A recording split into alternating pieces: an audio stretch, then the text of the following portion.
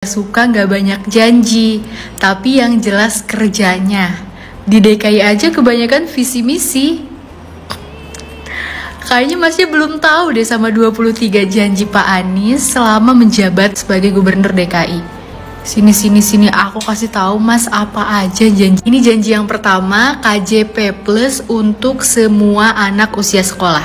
Usia 6 sampai 21 tahun termasuk paket A, B, C. Pesantren dan kursus keterampilan, dan bantuan tunai bagi keluarga yang tidak mampu. Dan tahu nggak Mas, yang tadi kan janjinya, sekarang faktanya nih. Faktanya itu malah nambah. 1. Kartu Jakarta Mahasiswa Unggul senilai 9 juta per semester bagi siswa prasejahtera. 2. Pemberian makanan tambahan bagi anak sekolah siswa SD. Kayak programnya siapa tuh? Ternyata meneruskan programnya Pak Anies. Yang ketiga, semua pelajar berkesempatan sama dan adil untuk masuk ke sekolah negeri. Dan siswa prasejahtera bisa ikut program sekolah kolaborasi di sekolah swasta. Yang keempat, meningkatkan daya bacaan mewadahi pertemuan literasi di taman. Misalnya di Taman Literasi Marta Christina Tiahahu. Nah Mas, ini aja baru satu janji loh. Gimana kalau aku sebutin 23 janji lainnya? Aku bakalan sebutin deh Mas, nanti bakalan ada part 1 sampai baca part 23. Tungguin ya Mas, dadah. Retorika kayak mbaknya. Bukan gitu Mbak, sini. Orang yang berretorika itu punya banyak penghargaan loh Mbak, selama dia menjabat di DKI. Aku sebutin ya Mbak ya, sini.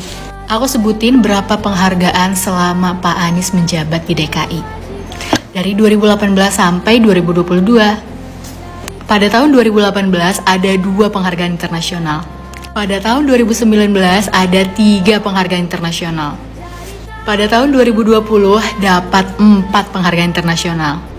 Dan pada tahun 2021 ada 12 penghargaan internasional.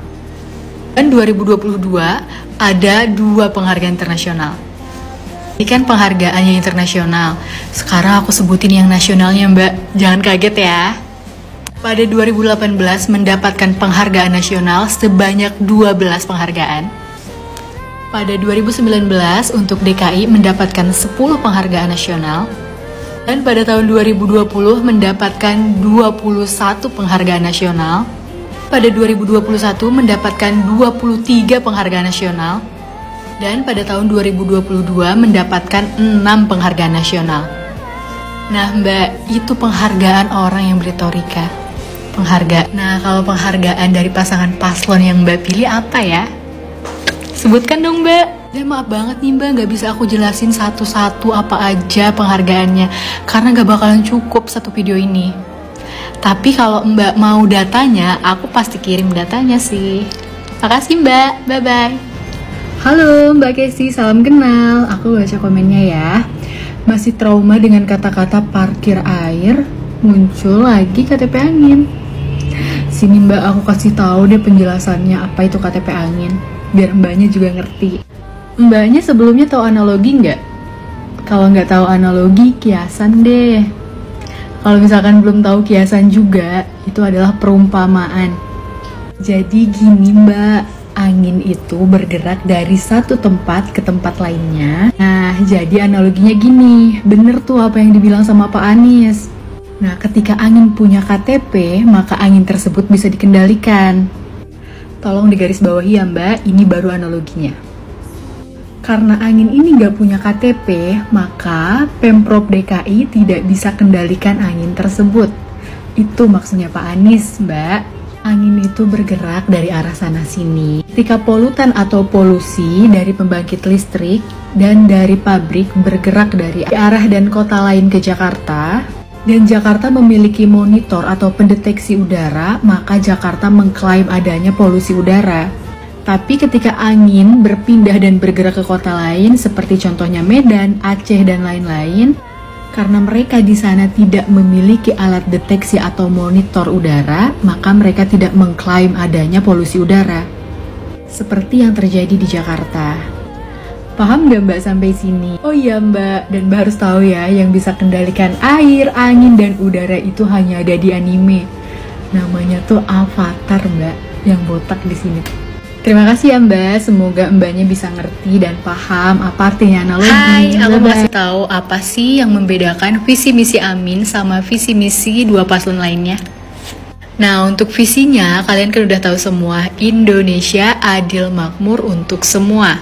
Dan misinya itu ada 8 misi perubahan. Nah, 8 misi perubahan tersebut udah aku sebutkan di video sebelumnya ya. Membedakannya itu apa sih? Nah, dari visi misinya Amin itu memiliki 8 sayap kemajuan. 8 sayap kemajuan itu apa? Sini aku jelasin ya. Untuk mengurangi ketimpangan antar wilayah dan memastikan pertumbuhan ekonomi yang tinggi, maka setiap kawasan yang ada di Indonesia harus didorong untuk memaksimalkan perannya sebagai sayap kemajuan. 8 sayap kemajuan tersebut dibagi menjadi wilayah: 1 Sumatera, Jawa, Kalimantan, Bali sampai Nusa Tenggara, Sulawesi, Maluku, dan Papua, serta kawasan pesisir, kepulauan, dan pedalaman. Potensi di masing-masing wilayah akan dioptimalkan dan untuk memastikan bahwa kesejahteraan akan dinikmati oleh seluruh rakyat Indonesia. Nah, jadi pemerataan kesejahteraan yang ada di Indonesia akan dioptimalkan bukan cuma hanya di Pulau Jawa aja atau IKN aja, tetapi seluruh rakyat Indonesia akan merasakan kesejahteraan tersebut. Itu adalah 8 sayap kemajuan Amin. Terima kasih.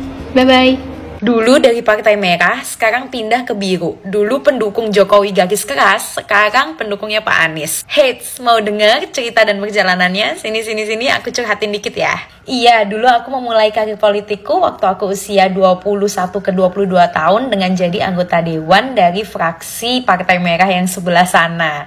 Nah, tapi aku mengundurkan diri di tengah-tengah perjalanan, di tahun keempat mengundurkan diri dan akhirnya aku berlabuh ke partai. Ya, kalian bisa lihat ke Partai Nasdem dan sekarang aku mendukung penuh Pak Anies Baswedan menjadi presiden. Dulu aku garis keras banget sama Pak Jokowi. Semua itu terjadi bukan tanpa alasan. Apapun itu pasti setiap orang punya alasan atau reason behind it, oke?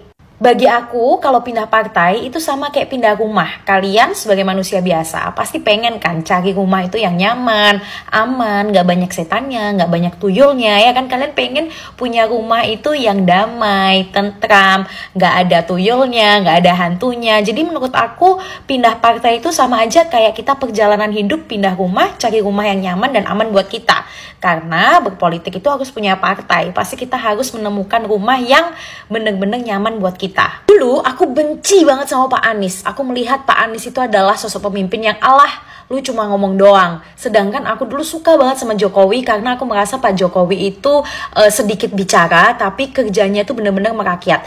Tapi hits itu semua aku merasa aku tuh kemakan sama yang namanya framing media, framing orang-orang yang menurut aku itu gak fair banget untuk dijatuhin ke Pak Anies gitu. Karena menurut aku seharusnya pemimpin apalagi sekelas presiden dan wakil presiden, kamu tuh harus bisa ngomong, kamu harus bisa mengelaborasikan, mengutarakan gagasan kamu dengan baik dan benar dan jelas gitu kan.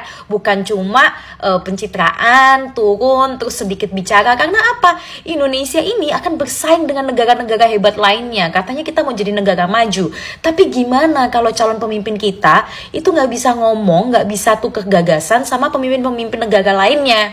Malah menurut aku pemimpin kalau nggak bisa ngomong, nggak punya good communication skill, dia itu akan sulit sekali memimpin kabinetnya. Dia nggak akan bisa mengutus atau mendelegasikan tugas dengan baik karena dia nggak bisa mengelaborasikan kalimat-kalimat itu dengan baik. Jadi menurutku udah saatnya nih sekarang pengajar itu harus jadi pemimpin karena dia ngerti bagaimana caranya berkomunikasi dengan baik dan mendelegasikan tugas dan juga nggak malu-maluin di mata negara gitu.